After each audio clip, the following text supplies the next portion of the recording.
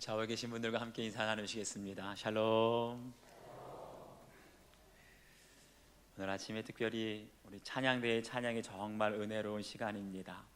더 이상 아무도 아프지 않도록 우리에게 죽음을 통하여서, 십자가의 죽음을 통하여서 우리에게 자비를 베푸소서. 그 은혜가 찬양을 듣는 여러분 한 사람 한 사람에게 임하게 되기를 주의 이름으로 축원합니다. 우리 함께 기도하겠습니다. 아버지 하나님, 겸손하게 주님 앞에 엎드려 주의 말씀을 듣기를 원합니다. 전하는 자도 받는 자도 오직 성령 안에 하나가 되어서 세미한 주의 음성을 듣기를 원합니다. 우리가 더 이상 아프지 않기를 원하시는 하나님, 우리가 더 이상 고통당하기를 원하지 아니하시는 하나님, 주의 백성들에게 자비를 베풀기 원하시는 하나님을 이 시간 말씀을 통하여 만나기를 원합니다. 아버지요, 저희들에게 들을 수 있는 귀를 허락하여 주셔서 내가 너희에게 하는 말씀이다 선포하실 때 레마의 말씀, 나에게 주시는 말씀으로 받고 결단할 때 우리의 병든 몸이 치유받게 하시고 우리의 실패한 인생이 다시 일어나게 하시며 주의 손을 붙들고 회복의 은혜로 나아갈 수 있도록 이 시간도 역사하여 주시옵소서. 감사드리며 예수 그리스도의 이름 받들어 기도하옵나이다. 아멘. 할렐루야. 제가 계속해서 시리즈로 하나님 말씀을 살펴보고 있습니다. 내 인생의 터닝 포인트. 그런데 성경에 나오는 모든 사람들이, 하나님을 잘 믿는 사람들이 터닝 포인트를 한 것만 아니고, 오늘 네 번째 시간 느부갓네살을 살펴보는데 좀 특이합니다. 이방인의 왕, 바벨론의 왕이었어요. 이 느부갓네살 왕을 원래대로 읽게 되면 네부카드네자르라고 하는데, 그 이름의 뜻은 느보여 내 경계를, 내 땅을 보호하소서라는 뜻이 됩니다. 여기서 느보라는 것은 바벨론의 우상입니다. 한마디로 말하면 느부갓네살 왕은 우상 숭배를 하는 왕이었어요. 하나님이 저주할 만한 왕이었습니다. 도저히 하나님을 믿을 것 같지 않았던 이 느부갓네살 왕이 어떻게 하나님을 믿게 되었는지, 믿을 뿐만 아니라 이방의 모든 열방의 온 천하 사람들에게 그 하나님을 증거하며 하나님을 찬양하는 왕으로 변화되었는지, 오늘 느부갓네살의 터닝 포인트를 통하여 하나님의 음성 듣기를 원합니다. 행여라도 우리들 중에 여러분 주변에 저 사람은 도저히 하나님 믿을 것 같지 않은데 그런 사람이 있다면 오늘 느부갓네살의 터닝 포인트를 통하여 하나님을 믿을 뿐만 아니라 하나님을 찬양할 뿐만 아니라 하나님께 쓰임받는 하나님의 사람으로 변화되기를 주님의 이름으로 축원합니다. 느부갓네살의 터닝 포인트 첫 번째, 모든 것을 내가 했다고 하는 순간 인생에 큰 위기가 찾아오게 됩니다. 오늘 우리가 읽진 않았지만 4절 말씀 앞에를 보게 되면 나 느부갓네살이 내 집에 편히 있으며 내 궁에서 평강할 때라고 말해요. 이때가 언제냐 하면 느부갓네살 통치 후반기를 말합니다. 이미 국내적으로 정치가 안정되어 있었습니다. 영토는 가장 넓게 확장되어 있었습니다. 경제적으로 태평성대를 누리게 있었어요. 그러다 보게 되면 안일하게 됩니다. 나태하게 되어 태만하게 됩니다. 바로 그 순간 우리가 생각하지 못했던 인생의 위기가 찾아오게 된다는 거예요. 우리 오늘 30절 말씀 한번 다 같이 읽겠습니다. 30절 시작.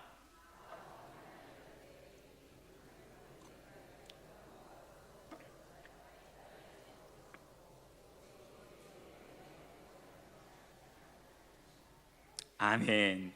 여기서 이 큰 바벨론이라고 하면은요, 이건 느부갓네살 왕이 직접 건설한 바벨론 성을 말합니다. 그런데 이 바벨론 성이 우리가 상상을 초월할 정도로 웅장하고 거대한 성이었다고 합니다. 고대 그리스의 역사학자 헤로도투스의 기록에 의하면 바벨론 성은 두 겹으로 이루어졌다고 합니다. 그런데 그 성벽의 폭이 얼마나 넓은지 8m나 된다고 하고 그 높이가 14m, 그리고 성벽의 둘레는 총 27km나 된다고 합니다.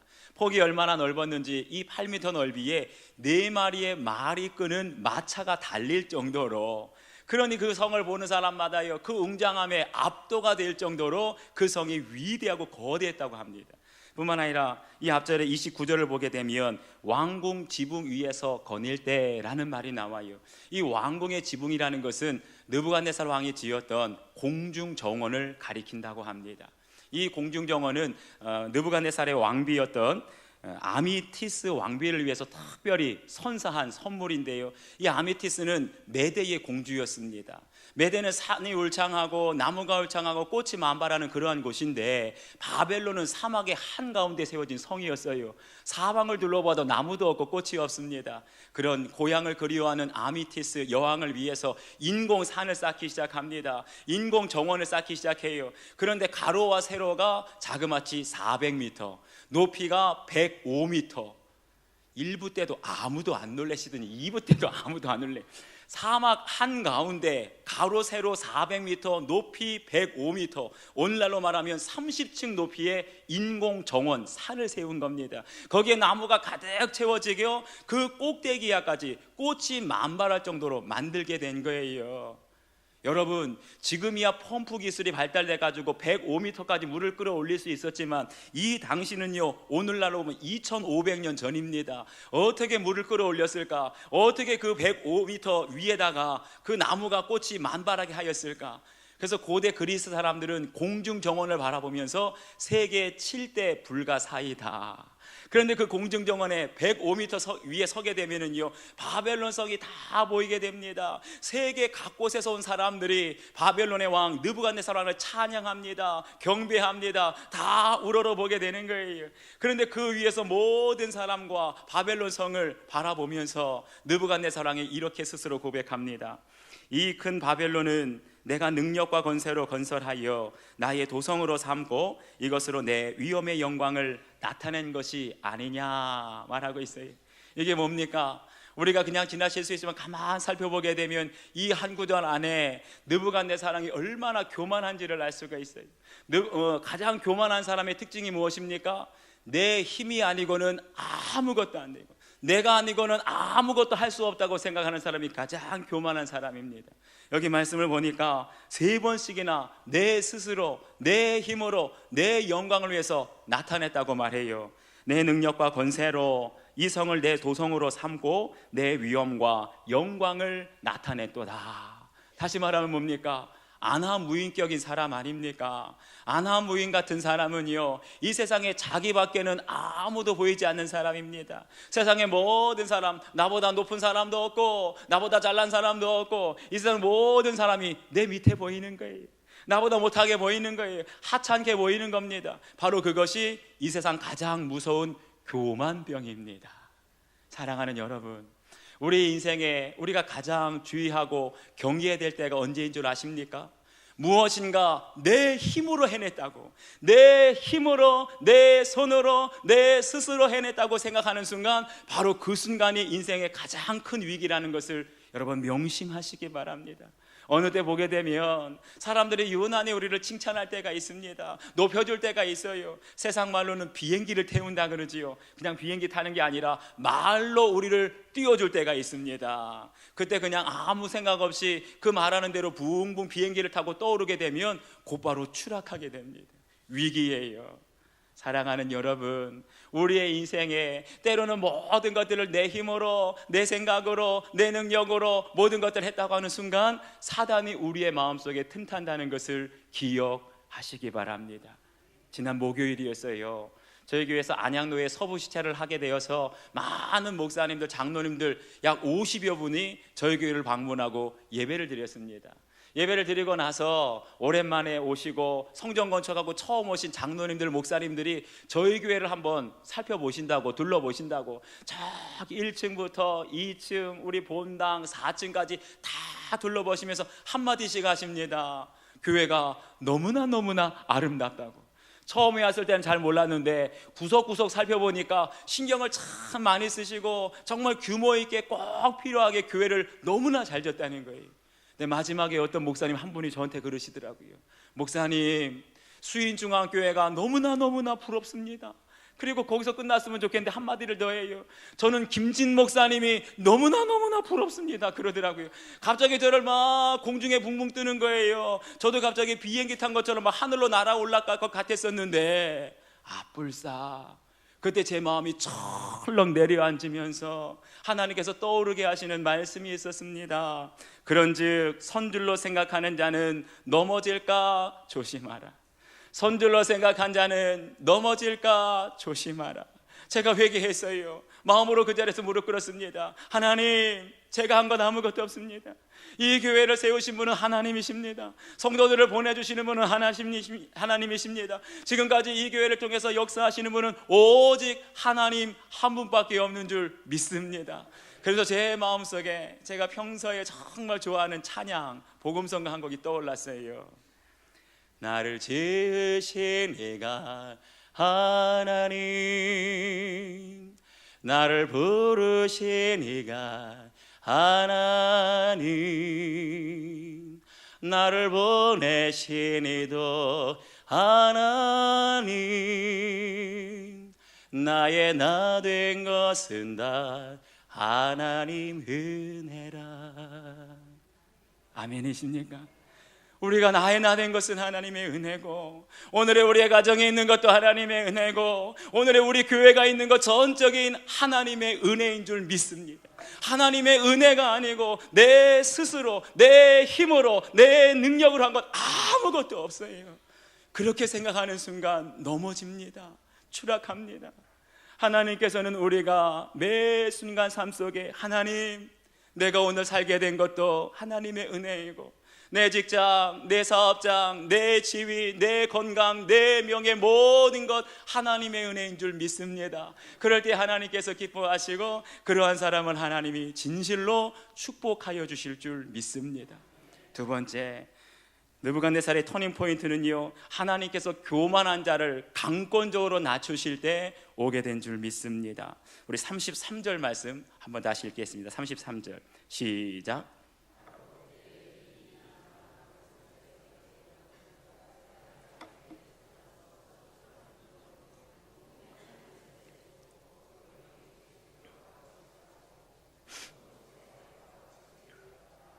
아멘. 바로 그때에 언제입니까? 내 힘으로, 내 스스로 이 큰 성읍, 이 위대하고 웅장한 공중 정원도 내가 다 건축했다고 하늘을 찌를 듯이, 교만이 하늘을 찌를 듯이 그렇게 치솟을 때에 하나님의 음성이 들립니다. 하나님께서 말씀하시기를 나라의 왕위가 네게서 떠났느니라. 네가 사람에게서 쫓겨나서 들짐승과 함께 살면서 소처럼 풀을 먹을 것이요, 이와 같이 7대를 지나게 될 것이다. 그런데요, 놀라운 것은 하나님의 음성이 들리자마자 이 일이 그대로 이루어졌다는 거예요. 바벨론 왕국을, 제국을 가장 강하게, 부강하게 세웠던 그 느부갓네살 왕도 결국은 자신의 사람들, 신하들에 의해서 쫓겨나게 됩니다. 그리고 하루아침에 바벨론의 신이라고 우상까지 만들었던 그 느부갓네살 왕이 들짐승들과 함께 살게 됩니다. 이슬을 맞게 됩니다. 그리고 소처럼 풀을 뜯어먹는 일종의 정신병에 걸린 거예요.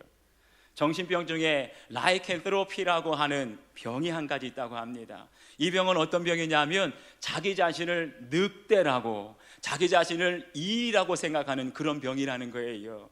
한마디로 말하게 되면 이 병은 늑대 인간에서 유래하게 된 병인데, 이 병에 한 가지 특징이 있다고 합니다.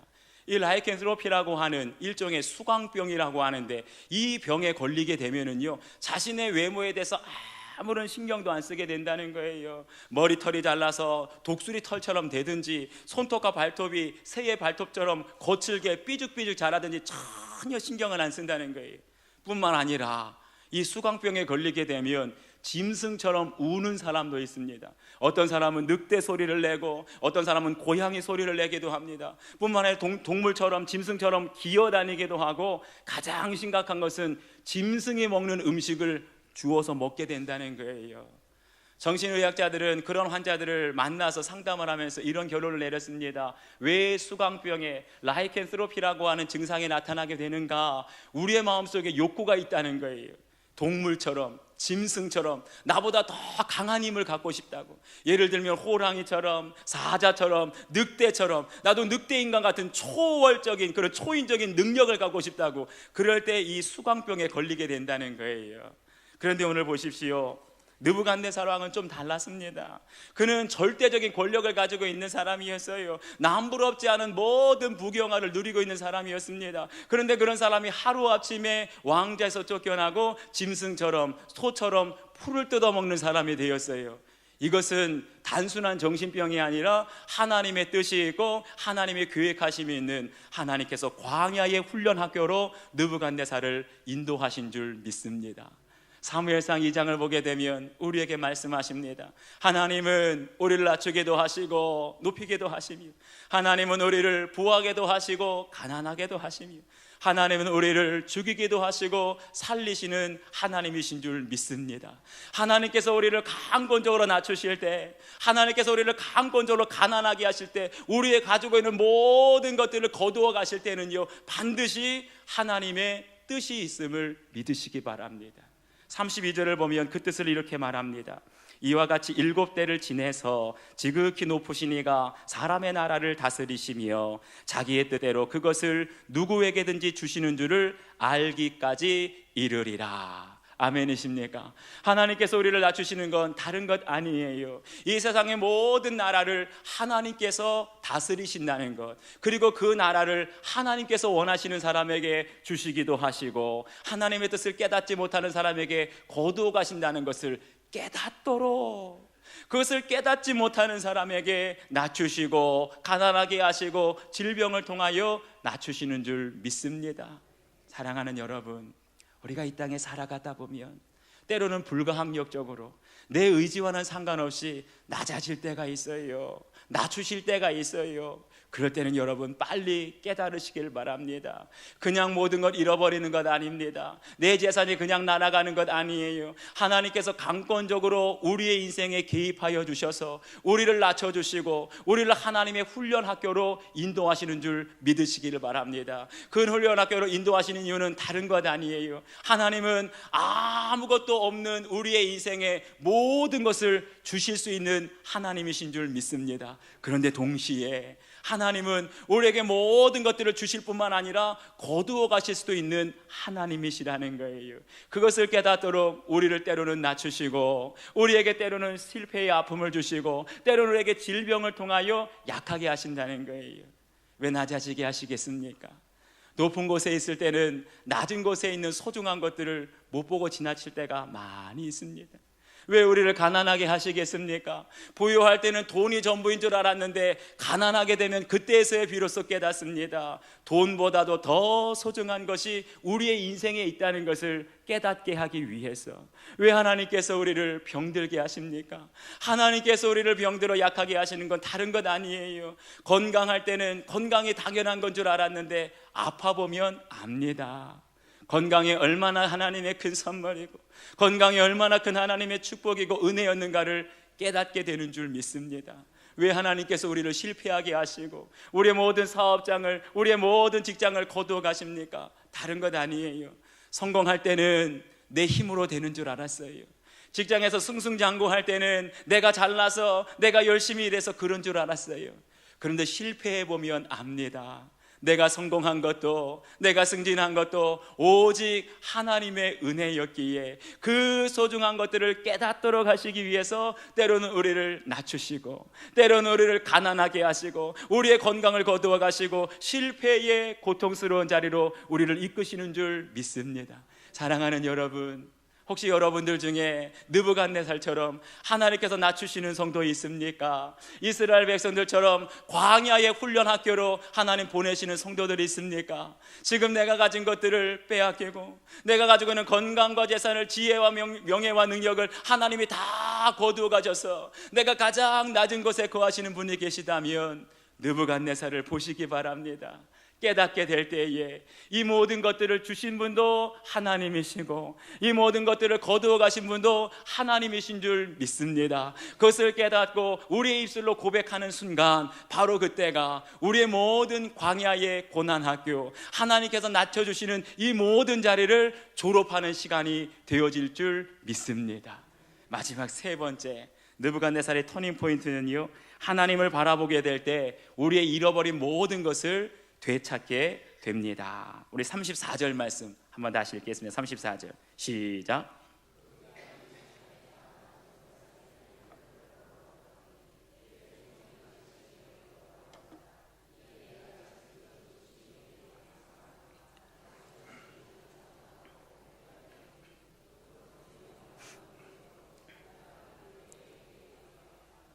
아멘. 여기에 보니까 그 기한이 참회라고 말하고 있어요.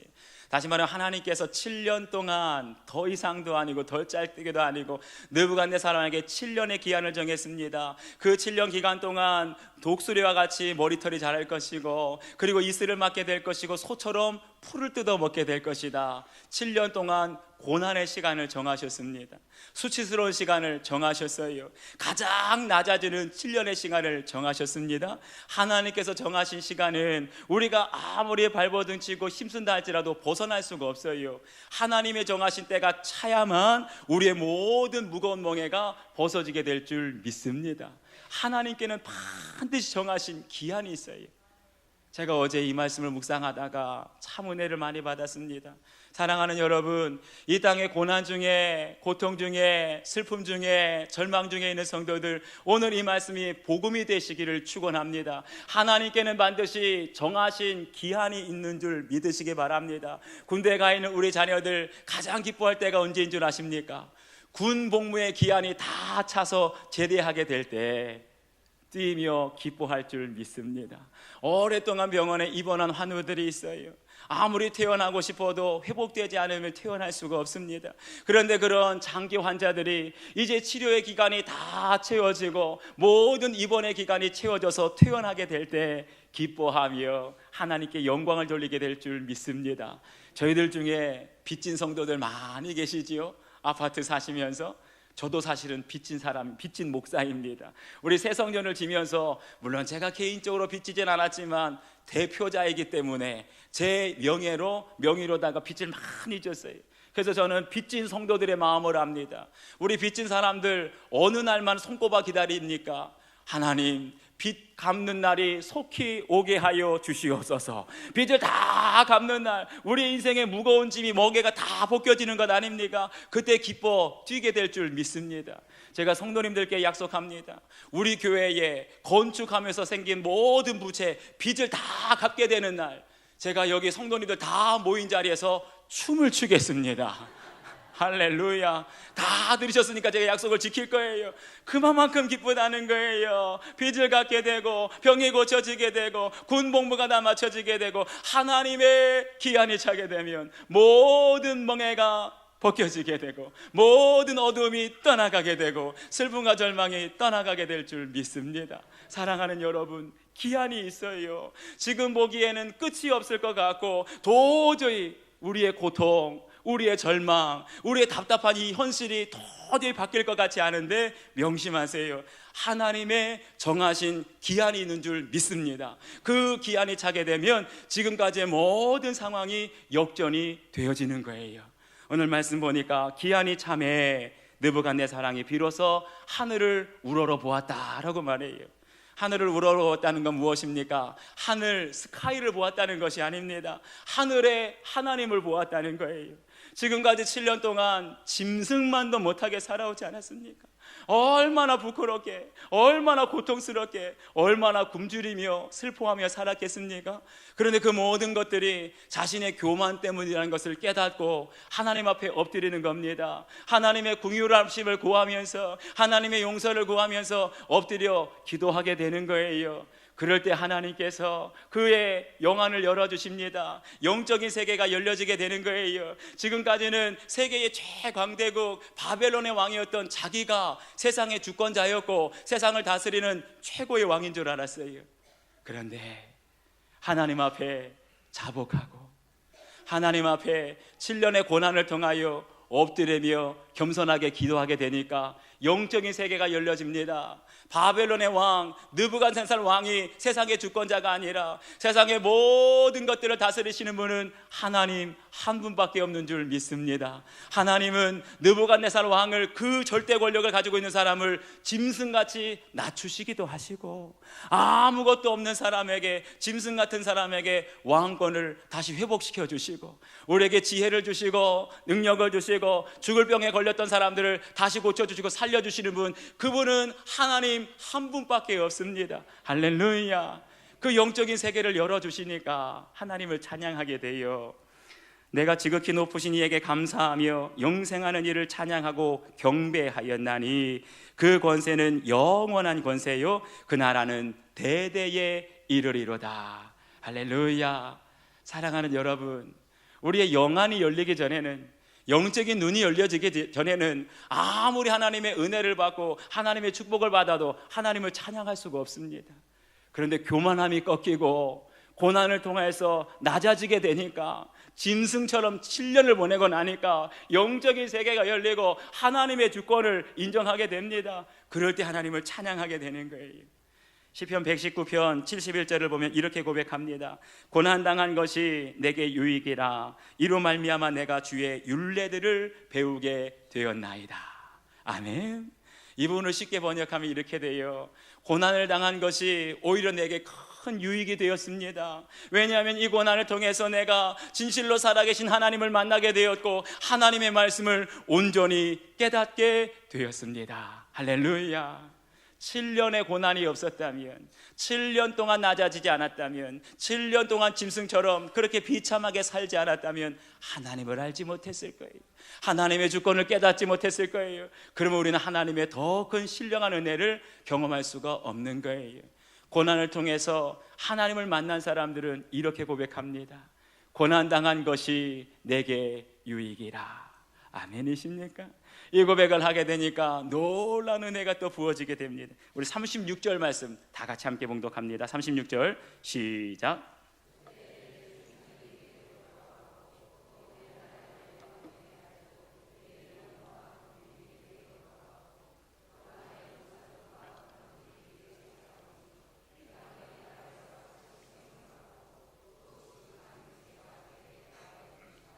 아멘.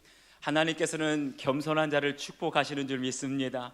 하나님은 낮추는 자를 오히려 더 높여주시는 줄 믿습니다. 그가 느부갓네살왕이 영적인 세계를 깨닫고 하나님께서 모든 것들을 다스리시고 주시는 분도 하나님, 거두어가시는 분도 하나님, 하나님의 주권을 인정하게 되니까 비로소 하나님께서 그에게 복을 주십니다. 하나님께서 총명이 돌아오게 하십니다. 나라의 영광과 위엄과 광명이 다 돌아왔다 그랬어요. 미쳐서 짐승같이 전락하게 되었을 때는 신하들이, 모사들이 다 떠나가게 되었습니다. 그런데 하나님께서 느부갓네살 왕에게 총명이 돌아오게 하시고 그에게 큰 은혜를 더입혀 주시니까 관원들과 모사들이 돌아와서 엎드리며 왕을 섬기게 된 줄 믿습니다. 그런데 이게 끝이 아니에요. 모든 것들이 이전만큼 회복되었는데 거기서 머무르는 것이 아니라 맨 마지막에 보면 이전보다 더 큰 권세와 더 큰 능력을 느부갓네살에게 더하였더라. 할렐루야. 사랑하는 여러분, 하나님의 은혜는 회복해야 하시는 은혜인 줄 믿습니다. 우리의 건강을 잃어버리고 우리의 명예를 잃어버리고 우리의 가장 소중한 재산을 잃어버렸을 때 여러분 낙심하거나 절망하지 마십시오. 우리에게 교만함이 있을 때, 아직도 내 스스로 했다는 그러한 의식이 있을 때 하나님은 모든 것 다 거두어 가십니다. 그런데 그때 느부갓네살을 기억하십시오. 하나님 앞에 엎드리며 잠잠히 하늘의 하나님을 우러러보며 하나님 앞에 자비와 긍휼을 구하게 될 때 하나님은 다시 한번 우리가 잃어버린 건강을 돌려주실 줄 믿습니다. 우리의 소중한 재물을 돌려주실 줄 믿습니다. 내 소중한 피땀에 흘려가서 세웠던 모든 사업장과 직장과 명예와 권세 하나님만이 돌려주실 줄 믿습니다. 뿐만 아니라 회복시켜 주시는 하나님은 이전보다 더 큰 것 주시는 거예요. 더 높여주시는 거예요. 더 충만함으로 채워주실 줄 믿습니다. 그런 회복의 은혜가 이 시간 예배하는 저와 여러분 모두에게 임하게 되기를 주님의 이름으로 축원합니다. 우리 오늘 주신 말씀을 기억하면서 이 시간 기도하겠습니다. 하나님, 오늘 느부갓네살을 통하여 우리 자신의 모습을 들여다보기를 원합니다. 내 안에도 교만함이 있진 않습니까? 내 힘으로, 내 능력으로, 내 스스로 모든 것 다 했다고 하는 교만함, 하나님 뿌리 뽑게 하여 주시옵소서.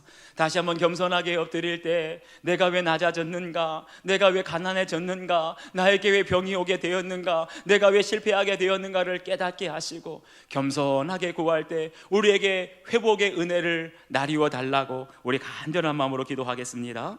아버지 하나님, 오늘도 사랑하는 주의 백성들이 엎드려 주 앞에 나아가게 됩니다. 사랑하시는 주님, 공연히 풍성하신 하나님 앞에 엎드려 간구하게 될 때에 주님만이 우리의 힘이 되시고, 주님만이 우리를 낮추시며, 주님만이 우리의 모든 것들을 거두어 가시기도 하시고 되돌려 주시기도 하시는 줄 믿습니다. 하나님의 주권을 인정하며 깨달으며 겸손하게 주님을 바라보며 기도하게 될 때, 오늘 이 자리에 실패한 영혼이 있습니까? 병든 영혼이 있습니까? 낮아지고 가난한 심령이 있습니까? 모든 것 잃어버리고 빈털터리고 빈손으로 나온 영혼이 있습니까? 하나님, 회복의 은혜를 나리워 주시옵소서. 겸손히 주님을 바라볼 때, 겸손히 주님 앞에 기도하게 될 때, 이 모든 것 되돌려 주시고 잃어버린 모든 것 되찾게 하시는 회복의 하나님 만나게 하여 주시옵소서.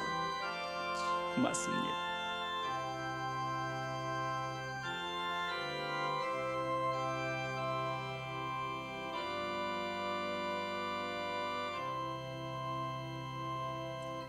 우리를 회복해 하시기를 원하시는 아버지요, 우리가 다시 한번 주님의 공의를 여기심을 바라며 주님의 은혜를 사모하며 주님 앞에 엎드립니다.